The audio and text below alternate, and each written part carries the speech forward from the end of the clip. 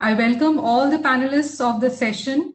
In fact, I would say it's been quite a much awaited session because since morning I've been getting messages as to when does the session start.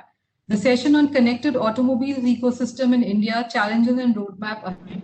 In the morning, we had a session on cybersecurity, on emerging technologies and IoT. All of them were talking about the connected automobiles also, because all of them is linked in some way or the other.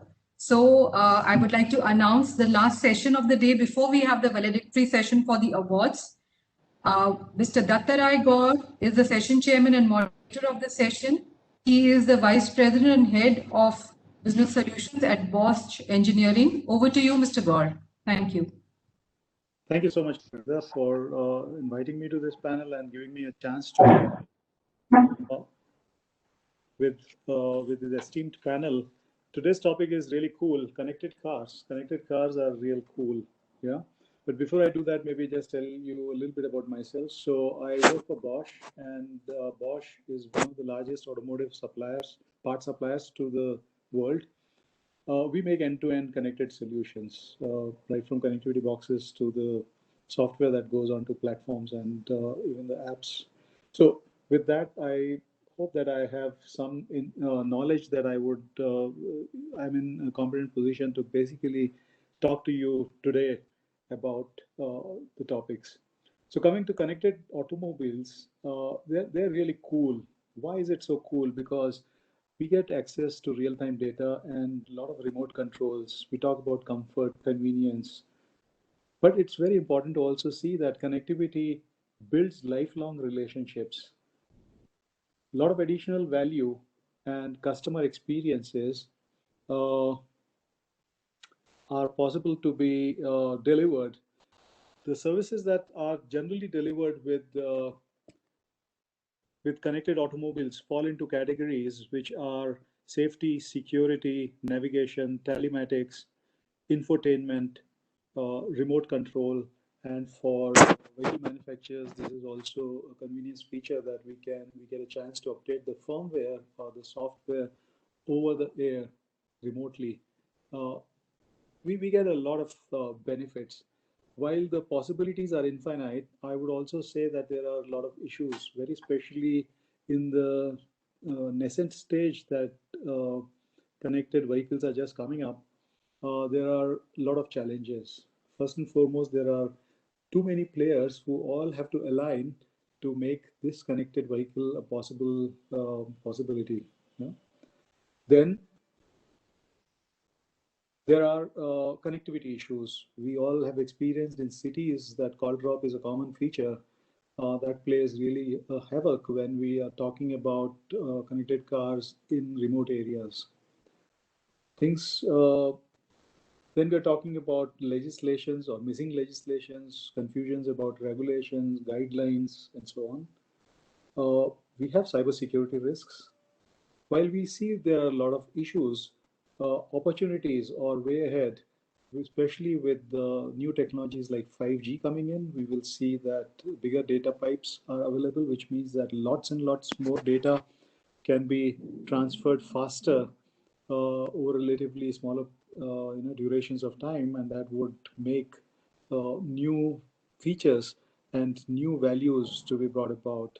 So it is going to be very exciting. Right now, the penetration is in very nascent stage. I think very, very minuscule of cars are connected in India. It is also important that when we talk about automobiles, it is not just cars. So I'm really happy to announce to you today our panelists, esteemed panelists, and among themselves, they cover a lot of diversity. First of all, in terms of vehicle classes, we have Mr. Raman coming in from Maruti Suzuki, representing the car domain. Then we have Bob, who is representing Mahindra for buses, trucks, and also agricultural tractors and other machines. Then we have Giuseppe, who is coming from Hero Motors with representing the e-bikes, the bikes, yeah, two-wheelers, I meant. We also have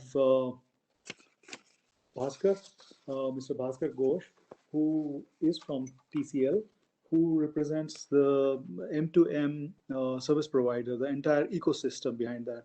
So I would say that extremely competent panel, and I'm really happy.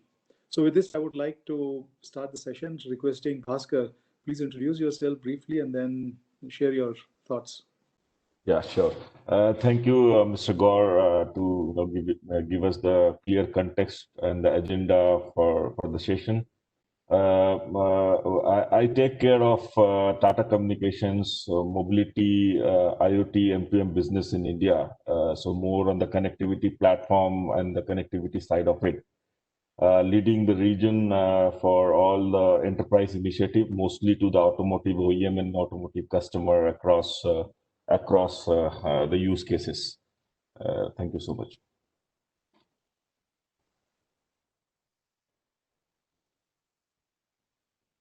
Please, if you would like to continue with your presentation, I think we will take turns. Okay, fine. So definitely, in terms of the connectivity aspect of it, I would say that mostly there are a lot of avenues around the connectivity part of it, where we see huge potential of business that is turning around. So it is not about the vehicle only running on the wheels. Right now, the oil is going to be a software. Lot of data, huge petabyte of data is generating from the vehicle that is still getting unmonitored today.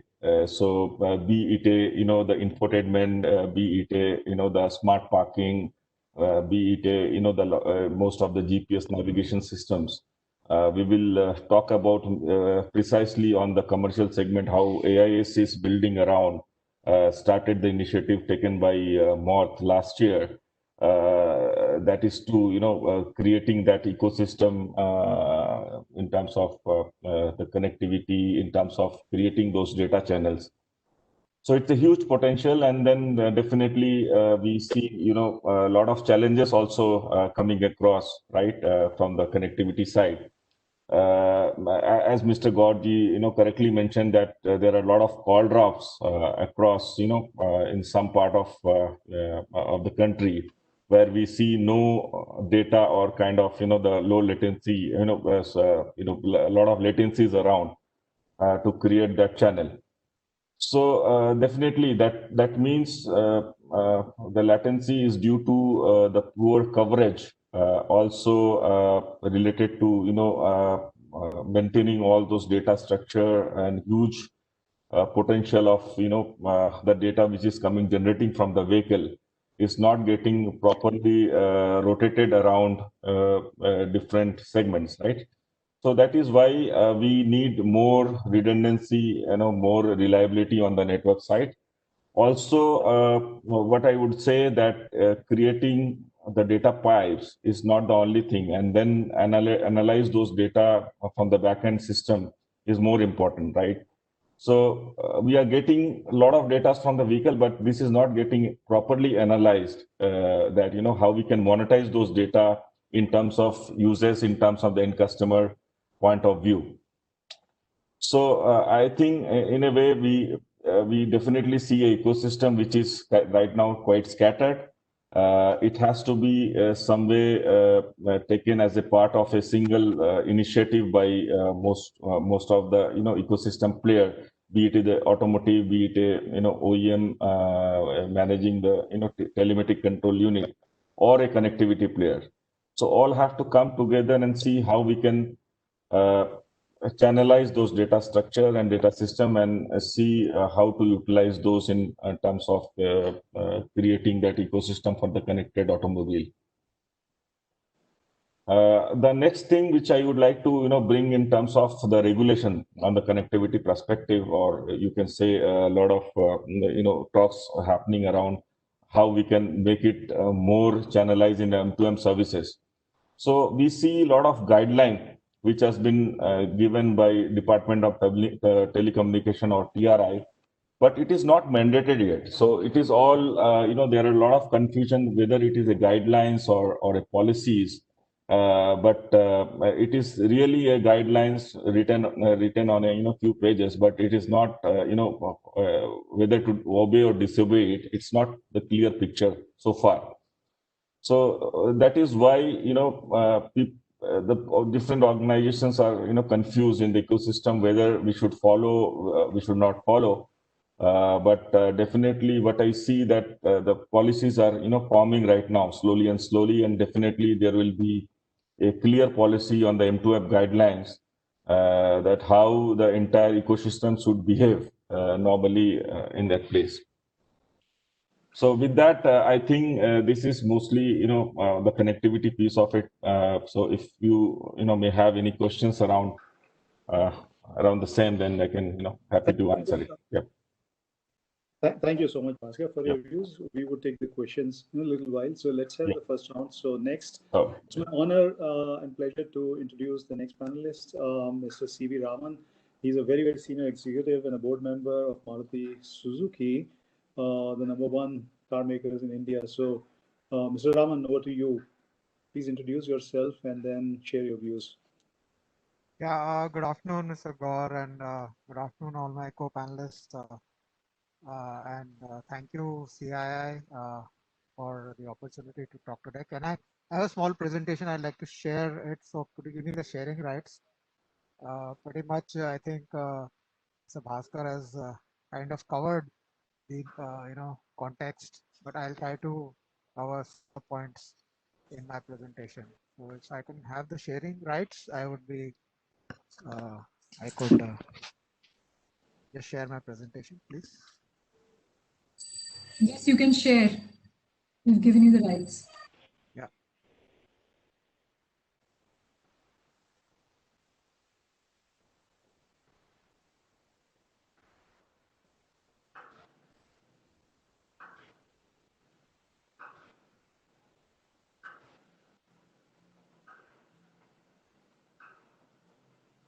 So are you able to see my slide? Yes, it is. Yes, sir.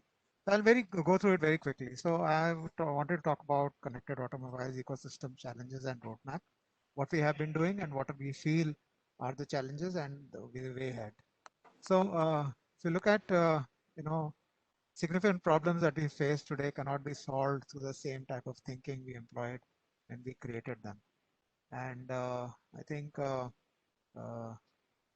we are all living in a world which is of digital disruption today, and IoT is the in thing where we are all connected in one way or the other. We've seen disruption, and if you see a couple of examples, disruption in music along the last couple of decades, from a gramophone to streaming of the music, from disruption in terms of communication, in terms of the pace of communication and also the penetration. So from 1G to 5G in the last 3 to 4 decades, and also disruption in the internet and the connected space. So if you see internet data consumption, the way it is growing, in 2016 it was 1 GB per month per person. Now it is almost 9. It may likely to be 9 GB. And the number of connected devices where all at any point of time person is using increases from 2 per person and is almost going to go to 3.6 per person or 4 per person. So almost doubling. So technology disruptions are happening in other industries which have a significant influence on the automotive industry, so to speak. So mobility is very traditional in a way that move from one place to the other. That's what traditional mobility is all about. But what is happening today is that the car is getting increasingly connected. So we are having mobile devices which the customer is using. So using wireless network, using navigation system, getting information and data, and using software services. And going forward, what we see is that there is going to be connectivity in terms of cloud-based network, 3D digital mapping in terms of the safety systems, or sensors and modules for the automation, and going forward V2X communication and to the infrastructure at large. That's how the connectivity is going to pan. And in the Indian context, if you see what connected vehicles are all about. So India is changing, and India is young, and more than 50% of India is about 30 years, and the mobility needs are increasing, and the road infrastructure is a key driver which will propel us to the $5 trillion economy. And of course, from a GDP perspective, you are seeing a lot of growth. Of course, you can forget about this year, but overall, I think the growth story is intact in the long term. And the auto industry is one of the largest as far as the two-wheeler market is concerned, and the fifth largest in terms of the passenger car segment is concerned. India is transforming digitally too, and we have the second largest internet users, largest Facebook users, second largest smartphone users, and the share of the smartphone is increasing, and we are almost at 50% penetration. So this fast-paced digitization has significantly impacted consumers' behavior and lifestyle, and let's see how that happens. What it used to be earlier, very traditional, physical in terms of classroom or an education, work from office, uh, or movement in terms of travel through taxis or dispensing cash through the ATM. All of that is changing, and everything is now digital, from e-learning to online shopping to online meetings. And we are today actually on an online platform today talking about usually CI would have been arranging a physical kind of event. So this is the kind of change, and the consumer life is centered around the smartphone in a way. And so the customer today is connected. He is using the internet, he is using it for calls, he uses it for streaming music, email, games, navigation. And of course, what he is today looking for is further, understanding the vehicle health, where the vehicle is, tracking of that, looking at remote operations, looking at voice assistance and home and car connectivity. And so I think one of the key things is that for India is affordability. And India, these data costs are low, which is driving this penetration going forward. But solutions for India, for the mass market, need to be affordable. Just an example of Suzuki Connect, it's our advanced telematics solution, which we are offering, where we are able to track the vehicle, emergency call, we can check driving behavior, give the analysis to the customer, we can give live vehicle status, we can also give service reminders and any other. So that's a affordable connected solution for India. But what is it in terms of the connected automobile system? Today we are talking about current complexity is only connected to the driver, but going forward, and in that, what we are doing is that we are connecting the vehicle, we are connecting the mobile through the mobile network provider, service server and data center providers, call center support is there, roadside assistance, third-party services. All of this is a kind of ecosystem which has to be built and this is what we built when we did the Suzuki Connect system. And so in a way, this ecosystem will further become complex going forward. What are the challenges ahead? And if you look at, we are looking at the automobile product development cycles are long. However, uh, the development time is long, but the shorter product life cycles are what is expectation from the customer. And when he is looking at that, he is looking at how to upgrade faster. Second, the customer is ever evolving, and therefore new use cases are evolving in terms of remote control or anti-theft or monetization of services.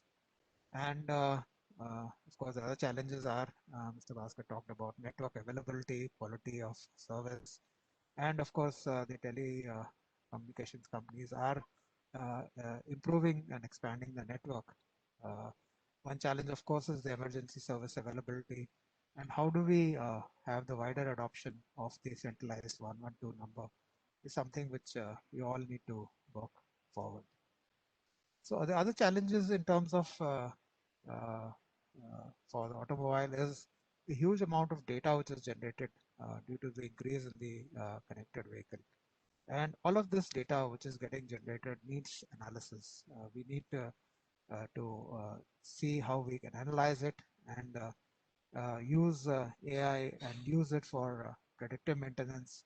We also need to understand better the customer driving behavior, also look at diagnostics. And that's something which we all will be working on. So how does the connected car evolve? So as you saw, the connected solution which you have is vehicle to driver.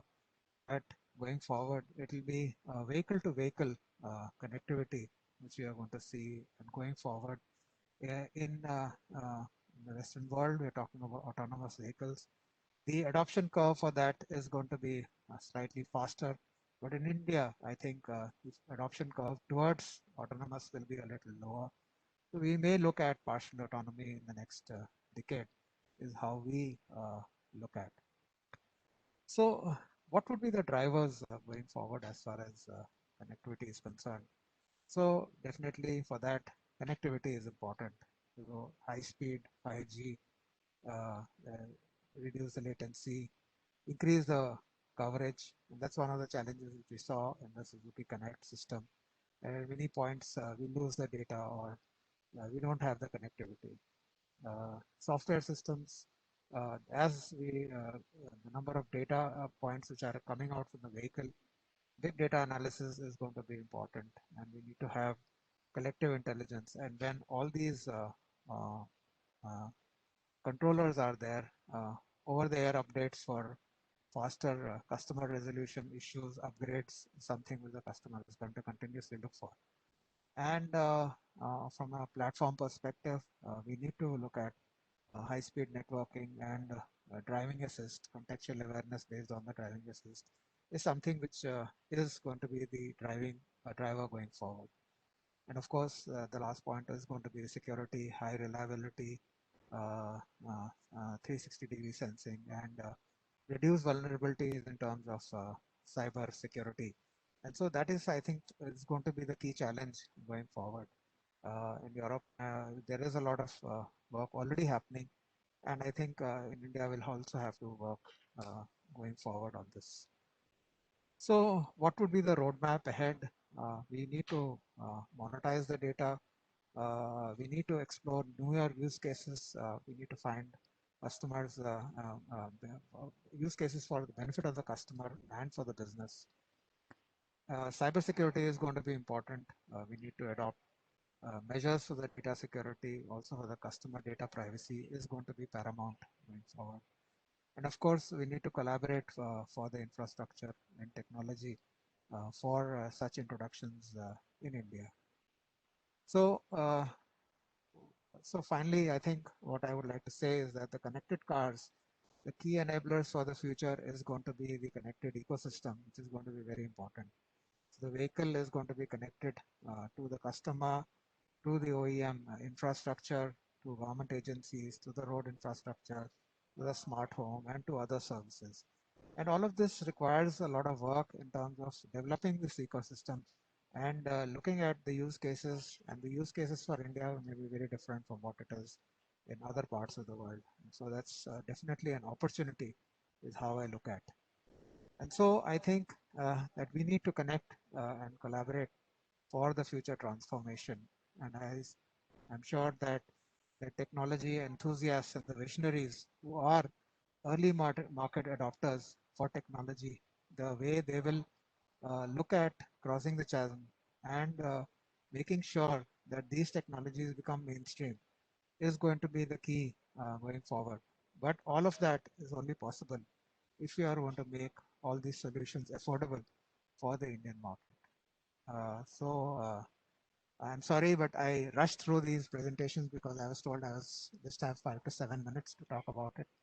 But I'm sure if there are any questions, I'd be glad to answer. Thank you very much for the opportunity. And thank you for your patient listening. Thank you, Raman. You touched upon quite a lot of important topics, the evolution of the whole network. You talked about affordable solutions. You also talked about data monetization. I think these are the key words. Now it's my pleasure to introduce the next panelist. That's Mr. Bob Balraj. He is the head for connected and digital platforms at Mahindra & Mahindra. Bob, please enlighten us, introduce yourself, and also share your thoughts. Thank you. Thank you, Gaur, and very good afternoon to all my fellow panelists. And I would like to thank CII for giving us this opportunity here to have this discussion and share our thoughts as to what are the challenges and roadmaps ahead. So just to give you a brief, been in the field for 22 years almost, been through the complete cycle or value chain from the semiconductor industry to consumer electronics and how that has actually gone into the automotive environment and, be part of the automotive electronics. At Mahindra, I handle the end-to-end integration and deployment for all commercial and farm sectors. Basically, light commercial vehicles and all the agri machinery is what we look into. So, Mr. Raman kind of touched upon the passenger segment, which is a different class of passengers and the various challenges that you actually observe and what are the benefits of a connected system and how is it going further. I mean, almost all the aspects is what you touched upon. So there's nothing much for me to enlighten, but I will throw more light in the agri and commercial sector. So when compared to the other sectors in India, if you look at the commercial sector, that is a little more mature, because the truckers look for, better profitability. And for them, utilization is one key aspect. And where utilization is one key aspect, it involves, prescriptive maintenance. It involves incentivizing the driver, and he needs to better plan so that his machinery is always on the road, so that he's able to increase his profits. And connected systems, in that sector, or telematics in that sector, has been evolving over a period of time, just from a simple track and trace to prescriptive diagnostics to handling breakdowns at any point of time, and measuring the safety levels at which the driver is actually handling the machinery, and then incentivizing him through various schemes, and getting the whole value chain integrated into it, including the insurance, including the away bills, and all the others. So that is a very key area that kind of integration is happening in the commercial sector. And then, of course, with BS6 and all coming in, the commercial segment has gone one step ahead by building calibrations and other aspects for the engine parameters in the commercial segment, which is very, very key for maintaining their fuel economy. So this is one class of big consumers in the Indian segment. If you look at the other segment, the farm or the agri segment, which is a major driver of our GDP, right? So how do I, enhance the farmer, right? Because connected systems, we actually believe that it is an experience that you are giving. And what is that experience that giving, right? So in commercial, it is better utilization. In farming, it looks at more of productivity, right? So you have a lot of small landholdings, right? Farmers, and affordability is always a challenge for farm machinery.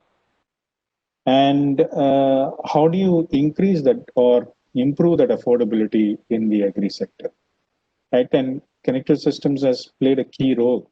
If you see the statistics, the kind of fitments or connected systems that is going to come in is going to triple by 2025, and you're just going to have a smart farming aggregation over a period of time, which includes not only the tractor and farm machinery or mechanization, it also includes the other aspects where you include drones, where you include the other ecosystem partners also, who is part of the farming ecosystem.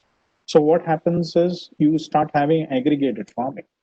So aggregated farming is nothing but trying to reduce your cost of land preparation, the various stages in farming per acre cost is reduced, so that he's Huh? able to increase his ये profitability. बाहर है बाहर जाना है कहीं हाँ I would request the other speakers to keep themselves on mute, please. Yeah, improve the profitability per acre, uh, and not only that, how do they improve their produce, right? So in agri, it is basically the food value chain, right? You have a growing population, your demand is growing, and then how do I increase my yield per acre? That is another challenge, and this is farm mechanization plays a very key role there, and the connected agriculture plays a very key role in these aspects because it is the one that integrates into the ecosystem, right? So what is the challenge there, right? So if you see what is the trend in the internet penetration and whatever that is happening now is that at least in India they follow the three V's. So the three V's are nothing but vernacular, voice, and video. So that is the effective medium of communication. So that means if I'm going to a rural user, I need to give him an experience where it is in his own vernacular or local language. If it is voice enabled, it is more effective. And then going further, when the data bandwidth and others increases, if it's going to be video transaction, it's going to be all the more effective. And that is what he's looking at. So typically in the future, if you look at, and not in the future, it's happening in some cases where you use the video, you're able to integrate artificial intelligence, and then have his machinery up and running. Because farming is a seasonal industry, and in his season he needs zero downtime. If you look at areas of Punjab and others, before Diwali, these people are running their tractors all throughout the night, and you cannot have a downtime there. So how do you prevent that? And this is where the solution comes into play, because you have remote diagnostics, you have service on the guard where you have with your dealer equipped with what is going to fail, right? And he's on there ensuring that it's not more than half an hour or 45 minutes where the machinery is lying idle, and he's up and running and he's back into the field, right? So he doesn't miss his season, or he doesn't miss his field. And the next stage is, of course, improving the yield and other aspects of it. And this is done to a certain extent with a high level of data mining, right? And the best part is we are able to build these solutions on simple mechanical engines, on engines, on the next generation of engines, which is just becoming electronic in that industry. And then you have advanced. So you have three classes of segments of vehicles there, and still you're enabling him with an internet penetration. So that is what we're looking in India. So the key challenges in rural areas, as rightly pointed out by Ghosh and Mr. Raman, is the connectivity, right? And how do we solve those challenges? Of course, there are engineering ways to solve that, and we have done, right? So that is one aspect. So, and then we are talking about various regulations coming in, right? So in commercial sectors, you're talking BS6. In the agriculture sector, you talk about TREM 4 and TREM 5. So we use this data, we model this data as digital twins, and we use that in our product design. So on the whole, we are actually trying to cash on this data. So one is you help in customer insighting. Second one, you help in product engineering. Third one, you help in building better quality assurance, which helps in your service and warranty management with your dealers, right? So these three aspects you can actually start building with the kind of population of vehicles that we have on the road. And then of course it is going to mature over time, right? And of course, security, all the other kind of regulations needs to come in for the safety of the consumer, right? So first you enhance his experience, give him, and in farm and commercial is basically improving his profitability and productivity to improve his yields. And then once you enhance this experience, you integrate it with the enterprise. And when you integrate it with the enterprise, you see a cost savings there, right? And trying to make it affordable. And one of the key challenges, fundamental challenges in a seasonal environment like agriculture, can I actually charge the farmer on his entire, for the entire year for the infrastructure that the OEM is going to maintain, right? It's because it's a seasonal affair, right? So it is either OEM has to bear part of it and you have to pass some cost to the consumer. So that's something that people are still contemplating, right? And Bob, things like that. Summarize it. Yeah. Yeah. So that's about it. So, but these are the areas, and we'll discuss in more detail in the going forward. Thank you.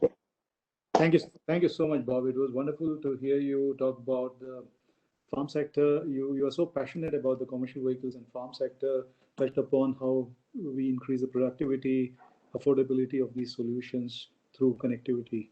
Thank you for that.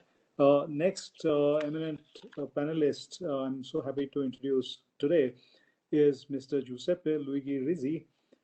He's an Italian nation. He is head of Department Electrical and Electronics, Center of Innovation and Technology at Hero Motors Corporation.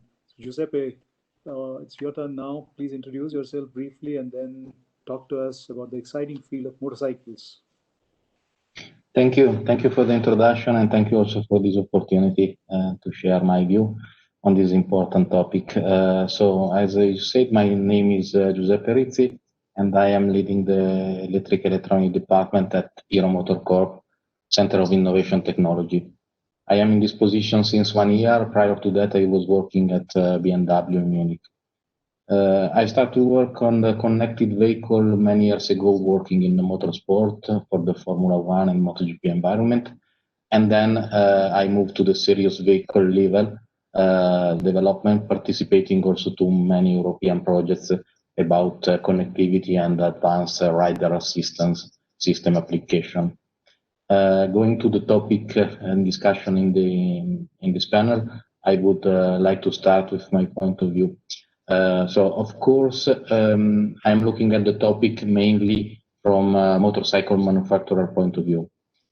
So, from the point of view of the company that has to deliver the product, the final product, satisfying customer needs, that are nowadays changing quickly a lot the scenario. In addition, from the point of view of whom is on top responsible for safety and the legal compliance of the product. Recently, there are a lot of new services, more than the pure infotainment, that connectivity is enabling. Starting from the share and multimodal mobility, going to the autonomous driving service that are changing drastically the scenario, and to be affordable requires a better integration at system and at subsystem level. Here, the system is becoming much wider than in the past, and the sensor belongs not only to when in vehicle environment, but also to out vehicle environment. So to achieve this target, the telematics play a key role.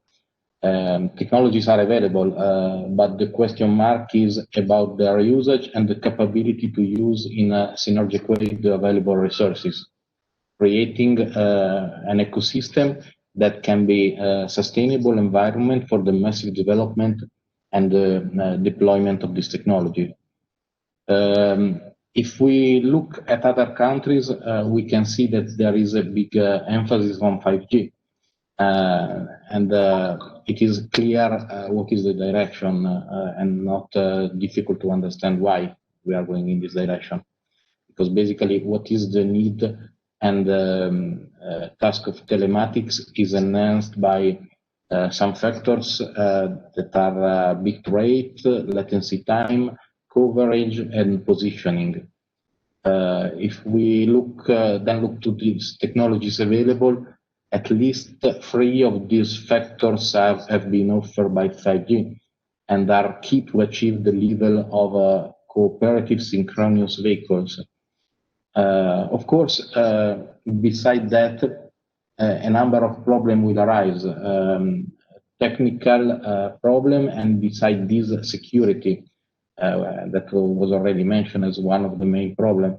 I would like to say, going deep about this, highlighting that security is not only, let's say, breach of possible privacy, but in the future, when connectivity will be used for ADAS system, for example, for advanced assistance system, security will be directly connected with safety. So it's becoming more and more an issue to keep under control. Then other problem are can be legal problem. So, for example, privacy laws to be, let's say, strictly considered, and are going to change every day and be enhanced. Then there is another problem that is connected to the difference in policies country by country. So as a motorcycle manufacturer, we are daily in front of this issue to be compliant with different country policies.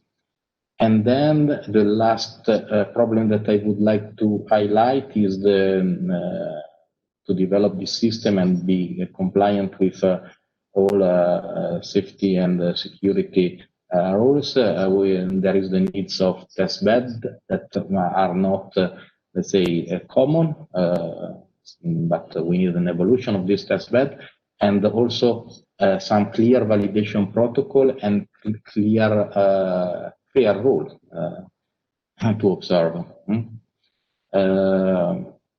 So, considering all these aspects that I was explaining, as you can see, as motorcycle manufacturers, we are in front of a huge task, keeping also in mind that the kind of services required is changing completely the value chain, and many more stakeholders are coming in the game with their technology and their product, and products that we have then to integrate and make available to the end user respecting automotive standard. From this point of view, as already mentioned, a smart collaboration between parties that can be service provider and or components of the value chain, but also regulatory authorities would be recommended. This is mandatory to create a common basement because it's not the Herculean job behind this development risk to be an unuseful waste of resources, completely against any sustainability and affordable concept. So I'm not so long in India, and maybe I don't know yet enough about present ecosystem. So I cannot compare what is the situation here in India versus other parts of the world. But in general, what I can say is that, in my personal opinion, India has a big opportunity in this time. And as far as I could see in this short time, during my experience here, the single pieces and the single components to build an efficient ecosystem are all there. The experiences coming from other parts of the world are also there. So it's a matter to integrate this knowledge and these pieces to have a synergic environment as basement, on top of which any company, any joint venture, any group can build its own application and satisfy in an affordable and sustainable way the customer needs. Okay, I went through my thoughts very quickly because the time is short, so I leave, let's say, to the other panelists take their slot. Okay. Thank you, Giuseppe. This was really very nice of you. Thank you. You touched upon very important topics. You talked about the security part, that it is not just breach of privacy, but it is also going to soon affect the complex systems that we have in terms of safety. Also a lot of legal problems. We talked about integration of different components, collaboration. We'll talk more about that very soon in our further discussion when we talk about challenges with respect to, let's say, software distribution and so on. So I'm happy that we just finished the first round of our expressing our views, and I am happy to see that there are a few questions already in our question answer panel. While we look at those questions, I would request the audience also to be, please push in more questions if you would like to be answered. Thank you very much. Looking at the questions and answers, I look at safety coming up as one of the big topics. Mr. Mallikarjun Banapavanar, he is asking, this question is addressed to you, Raman. And he would like to know that why connectivity increases safety. Well, thank you, Mallikarjun, for the question. And your question is that how safety of the passengers changes in the connected cars. I think it's not just currently. What is happening is that from, say, a telematic device, one of the things which is happening is that if you have a crash, so the immediately information is sent to the call center, and there could be a possibility of quick response or ambulance going to the affected person's aid. And it's seen that one of the largest causes of fatality is post-crash care. I think if that post-crash care is taken care of in a short period of time, that can really save the person. So this is one example of how a car which is connected can help, and that's when I said that today one of the challenges in India is are all the emergency services related or connected, and if you have a common 112 and dial in, and if this information goes to the emergency center, there could be a quick response across the highways, across any of the along the state highways or on the other city roads also, which can actually help the safety for the crash victims. I think that's one example. Going forward, I think the other thing is going to be when we are talking about V2V, vehicle to vehicle. I think that's also one possibility going forward, where you can actually be able to help in reducing the crash or improving the safety between the vehicles. Thank you. Thank you, Raman. You touched upon a very important topic of emergency calls. Bob, would you like to say a few words from your experience or your views on from commercial vehicles? Yeah, sure. If you look at e-call is a regulation by itself in Europe, where Rizzi can touch upon it in more detail. In India, e-call, in most of our commercial vehicles, we do give an e-call switch, right? Where there is some incident or anything, we link it to the road assistance systems, or we link it to the public assistance booths, where there is an immediate help. So where connected system, that is one key area. So it could be crash, it could be some kind of breakdown, and it could be any other kind of incident for the triggering the call. But it is not very formalized in India yet. We are having some kind of regulations and guidelines, but I've not seen that functioning very effectively as of yet in the commercial vehicle. So it is how the OEM has set up the infrastructure and how he is offering it to the end consumers is what we do in the commercial side. Thank you, Bob. I think talking about emergency call and safety, in Europe, at least, new legislation is on the anvil or just about announced for emergency call for motorbikes. Giuseppe, would you like to add something about safety on connected motorcycles? Yes. So as you mentioned rightly, in Europe, the e-call is already a mandatory device on the cars, and this regulation has been introduced, and the device is already implemented. Let's say how does it work? It will detect the accident and will connect directly with the emergency center.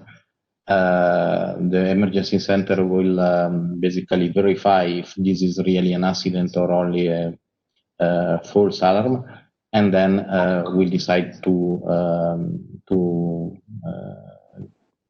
say assist the driver in this way. Point is that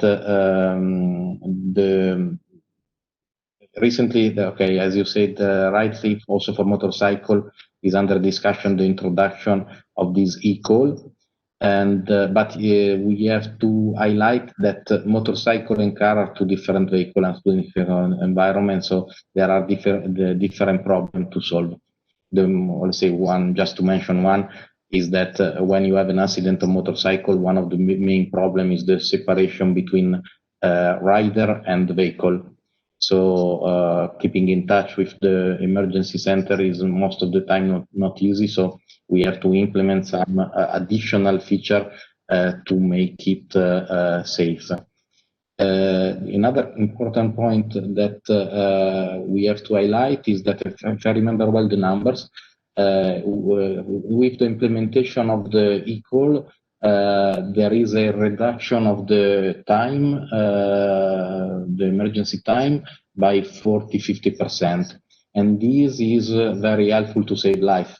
An estimation was that in Europe, around about 3,000 lives per year have been saved by this device. And then another point is that there are also costs connected to the road accident, and so this technology is helpful also to reduce the management cost of this road accident. I think I have answered to your question. Thank you so much. I really wanted to hear about the important point that you brought out, that for motorcycles, the challenge is that the driver and the motorcycles could be separated. That's a big challenge, but thankfully connectivity helps there also. So ladies and gentlemen, I'm really happy to say that India is one of the only countries, or one of the few countries in the world, who has a legislation for safety, which is actually empowering penetration of connectivity, and that is the AIS 140. Also, one of the questions posed here by Sumit Monga is also on AIS 140. So who else than Bhaskar to throw some light on AIS 140? Yeah, yes, thank you so much.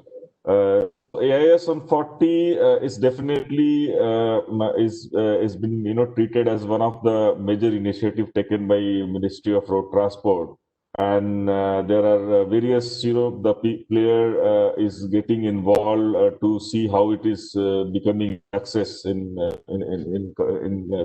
couple of years. But thing is that the entire piece are now, the AIS 140 is right now split in a different areas, right? So ARI has taken that initiative to do the certification of devices along with the ICAT. Definitely, there are few common layer systems is already established, like the BSNL, DIMS, NIC, and CDAC is taken care of all those initiatives in Kerala. But thing is that the end-to-end AIS 140 ecosystem is not been formulated yet.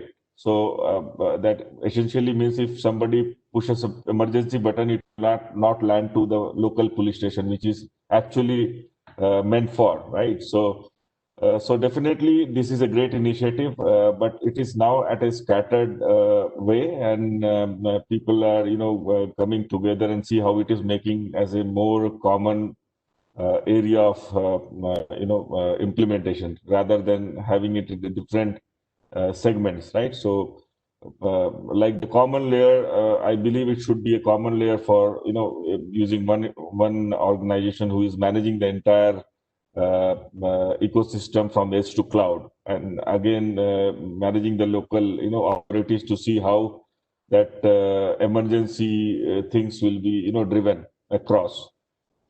So yes, that has been great initiative in terms of the commercial vehicle. Definitely, it will help boosting of the entire scenarios across. Thank you, Bhaskar. I think AS 140, you touched upon very important topics, that it is safety, security related legislation, which requires the panic buttons in the vehicles, Right. and also possibility to have a remote monitoring by alerting of police and emergency services, and also a possibility that the vehicle could be remotely monitored. More to come on that, but I think this is one of the, as I said, very positive legislation to sort of increase the penetration of connectivity in automobiles. Today it is limited to all the vehicles that carry people, be it could be trucks, buses, or taxis, and therefore it is evolving. So let us see eventually how this promotes an e-call function, and then probably it would also be applicable to private. But as of now, it is more related to the public vehicles that carry people. Yeah. Next set of questions. I see that there is one question coming up on the role of 5G, especially the ultra reliable, low latency communication networks that will be enabled by 5G. So once again, I would ask Mr. Raman. Raman, if you could please take this question and to give us from your perspective, what would it mean when 5G rolls out for connected automobiles? Yeah, I think it's very important, in terms of for future connectivity of vehicles and for building the ecosystem. Today, when we are, in the 2G or the 3G or the 4G era, we still find a lot of latency in the connectivity, and also the amount of data which can be transferred and the analysis which could be done. So I think going forward, when we look at 5G, the amount of data which is going to come out, and the which we are going to be able to then analyze and give back to the customer as a value add, I think that is going to definitely improve going forward. But again, the point is that all of this is going to be beneficial if we are able to do it at a at an affordable cost. And going forward, I think today, as the data costs are reducing, I believe that going forward the service providers will be able to make it very competitive as and when we have this in India. But definitely it's a step forward to semi-autonomous or such kind of initiatives which are going to come into the vehicle space in the future. Thank you, Raman. I fully agree with you, and my two bits on that is that as we move 5G, more and more autonomous functions would be enabled, and the very thing is that a huge amount of data and huge amount of data processing is required to take those decisions. For example, if you are coming from a smaller road to a junction, the driver would look left, right, and then assess that the situation is safe and then move on. Just think about implementing such a functionality. It requires lots and lots of maybe gigabytes of data at every junction. Yeah, and therefore such autonomous functions would be definitely enabled by low latency, high bandwidth technologies like 5G. So thank you, Raman, for that. Next question is on eSIMs. There was a question, Bhaskar, probably you already answered that one. Maybe it's better that you please announce it. Yeah, thank you. Yeah, sure. So it is about how secure is the eSIM, basically in the the ecosystem that plays the role that embedded card goes into the device, and how it is secured in terms of the end-to-end negotiation and connectivity. So connectivity always lies in a two part. One is the hardware based, hardware based security, and then there is a security which is based for basically the software and the cloud, right? So eSIM particularly will definitely be very difficult in terms of hacking, right? Because it is embedded into the device, and it meant for to talk in a specific line and communication channel, right? So tampering on the eSIM is very difficult because nobody can pull out, and once it is pulled out, it may not work, right? So the physical eSIM in terms of the hardware security is all fine, but definitely in terms of securing the end-to-end communication, it has to be at the network layer as well. Like DDoS attack, which is a network-based attack, so it has to be somewhere to be taken care by the operators at a provisioning level, right? So the answer is that it is not fully secured in terms of the end-to-end communication, but definitely on the hardware security part, this is one of the strongest security layer that we have on the device part. I hope I answered the question. Yeah. Thank you, Bhaskar. That was really nice of you. Thanks. Next, I think an interesting dimension coming up on questions is on the cybersecurity. And there's a question which says that we have seen rise in hacking during pandemic. How secure is the system in connected cars to ensure that controls are not taken over by criminals? I would this question to the panelists. So anybody who would like to start your thoughts on the topic cybersecurity.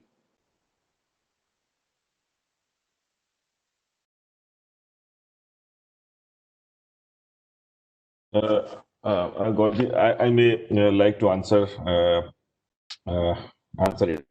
So cybersecurity, definitely there is different avenues and the potential threat that we can see in the in the layer, especially in the network and communication layer. So since devices will be generating petabytes of data and any point of time, so there are more than 300 million of cores that has been generated in the device, and any point of time this attacks can take place in any of the communication point of communications. So mostly it is vulnerable, and how to address it is mostly we need to talk about the FOTA or SOTA thing, where we have to have somewhere in terms of updating those vulnerability and see how secure you can do in terms of removing those vulnerabilities. So I think a platform-based, thing can be, taken care of, and we can use FOTA-enabled services, or SOTA. We can say SOTA-enabled services time to time, and see, how secure your device is from end to end endpoint. So there is an issue and there is a way. I think we can talk more about the FOTA thing, which is now the standard in the automotive field, especially on connectivity side. Yeah, just to add to Bhaskar, Yeah. it is not only in the connected aspect, it is at the vehicle side itself. You need to take care of a lot of security aspects and do that kind of risk assessment. And of course, the connectivity aspect, and then the data privacy and all that, data security and things. So fundamental things in security is it is how you assess, how are you able to assess your risks and threats? How are you able to mitigate those risks and threats? And do you have a system to continuously detect and mitigate those risks? If there is an incident, are you able to manage that incident? Right? And then going forward, are you able to continuously, secure yourself against this continuous risks? So these are multiple aspects that you need to look at when you're talking about cybersecurity. Yeah, just in short. Agree. Thank you, Bob, for bringing very good holistic view on the security, that it is not that security has to be built in, but also monitored continuously. And also there have to be strategies to mitigate if something untoward happens.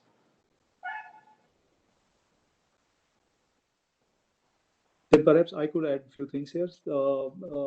Yeah, talking about automobiles, they are actually now have a lot of electronics inside. Yeah, there are a lot of small computers inside the car, very powerful computers, though I call them small, but they're very powerful. And they're running a local area network inside the car called control area network.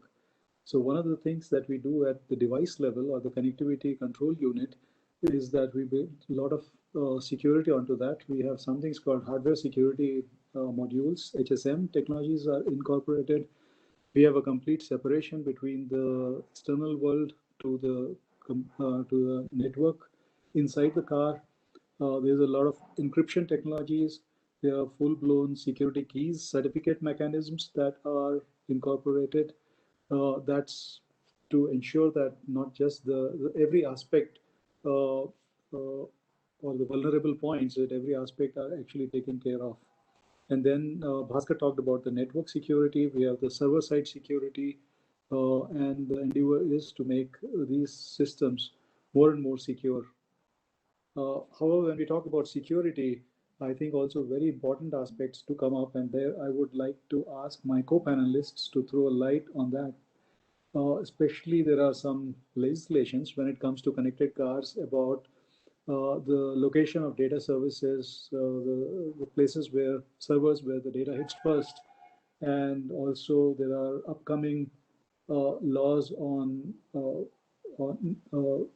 that countries are protecting, that the certificates issuing authorities should be local. Maybe these are topics a little bit of future, but yeah, I would like to hear from experiences of my co-panelists on that.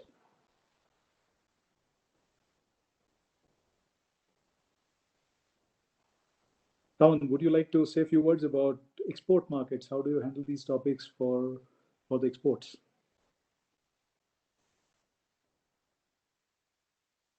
Yeah, you were addressing to me, Mr. Dattatreya? Raman here. Hello. Yes, Raman, I was actually requesting you if you could throw some light on that. And some questions have come on the chat also, Mr. Gawar, if you can get those. I'm looking at that. Yes. Thanks. Hello. Yeah. Can you just repeat it, please? Sorry, I could not hear it properly. I just wanted to have your views also heard on the topic cybersecurity. Yeah, I think today one of the questions which is there is that whether in the pandemic, we are seeing a lot of hacking which is happening, and as you rightly pointed out, Mr. Dattatreya, that there are layers of security which are built into the vehicles, so that there is a clear demarcation from the external to the internal side of the vehicle, so that such incidents don't happen. But having said that, I think these will become more stringent, and the requirement is going to go up further because of the data which we are going to have. And as was rightly pointed out by one of the panelists, when we are looking at FOTA, when we are doing upgrades and all of that, I think there is we need to increase the security level at the on the vehicle side and build those necessary firewalls. Also, the question was that going forward, how cybersecurity is going to get impacted. I think there is going to be a change in the electronics going forward, especially when we look at the cybersecurity laws which are coming up in the Europe or in other advanced countries. There is going to be changes in the icons and so on and so forth. So at that level, if that happens, the security levels are going to be built into the at the aggregate levels also, so to speak. So I think for export market, we will have to also look at how to ensure that we are able to handle those aspects. But the fact of the matter also is that many of the global suppliers will have single platforms, and the changeovers may happen, and so it may so happen that the adoption may happen in countries where it is not happening or is not being planned. So I think India has to look at this in a little bit more detail going forward, and follow the changes which are happening globally, and map those and see how we can adapt to that and make our own plan and strategy going forward. Thank you. Thank you, Raman. There's also one interesting question in our to our panel is, what are the new innovations emerging from a business model perspective in the connected car space? Raman, you talked about monetization of data. I think that is something I think all manufacturers are, OEMs are looking at, and as a today if you look at the monetization which is happening by many of the let's say Google, it's very vast, and how much of that one would be able to replicate as a OEM is something which is need to be seen. But having said that, when we are connected, and when we are having as a customer, we are used to, and the home and the office and the vehicle are all connected, and there is a kind of data which is getting generated, where what all is your preferences, what is it that you do, how you are doing, so there is a lot of information which is actually there.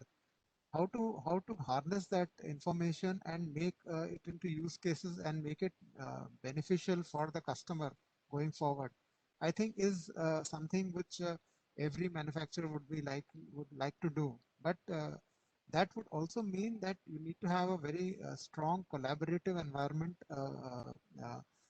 and with all the stakeholders, and to be able to share the data. I think that's where the challenge is going to come, that how much of the data which you will share, and how much, who's going to own what.